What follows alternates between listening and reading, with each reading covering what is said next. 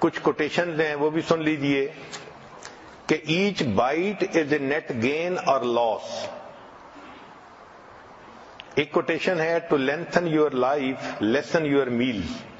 اگر آپ اپنی زندگی لمبا کرنا چاہتی ہیں تو اپنے کھانوں کو تھوڑا کر لیجئے.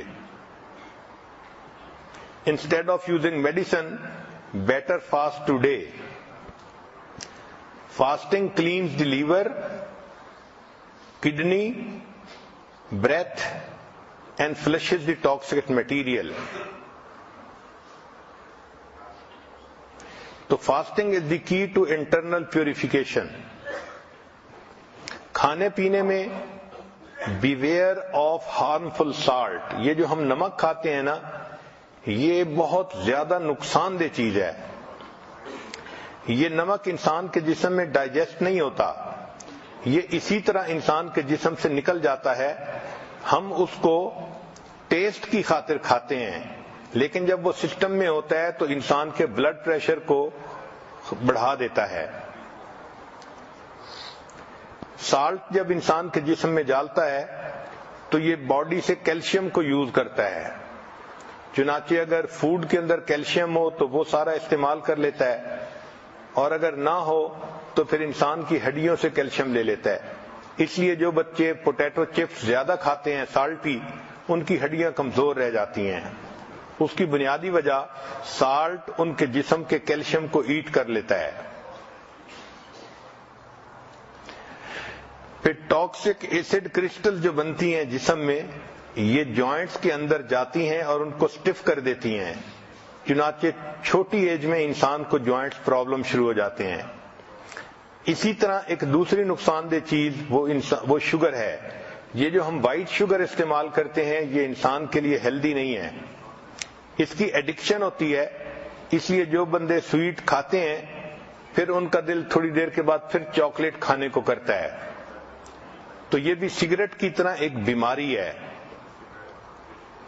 لیکن سائنس نے یہ ثابت کیا کہ جو کینسر سیل ہے اس کے لیے شوگر ایک کینڈی کی مانند ہے.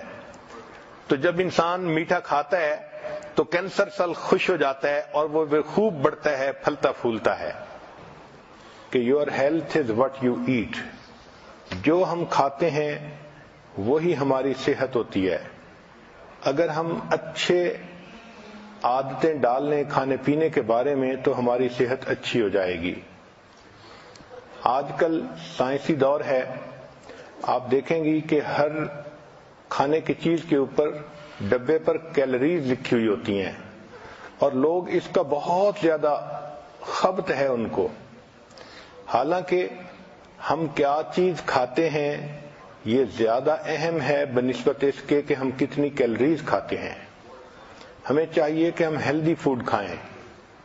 چنانچہ گھر میں جو آسان جگہیں ہیں ان پر فروٹ اور ڈرائی فروٹ کو رکھنا ایک اچھی عادت ہے. میز پر آسان جگہوں پر جہاں بچے بھی کھا سکیں اور بڑوں کو ضرورت ہو تو وہ بھی کھا سکیں.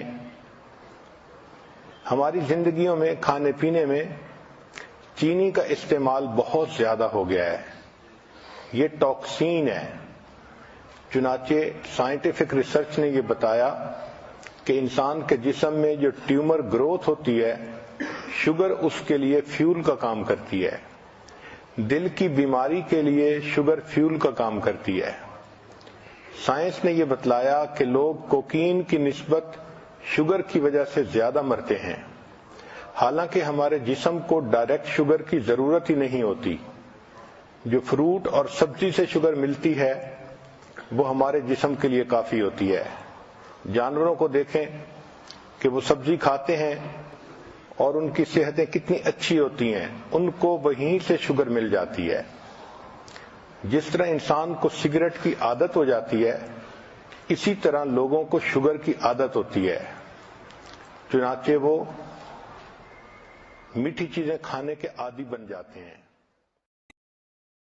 اللہ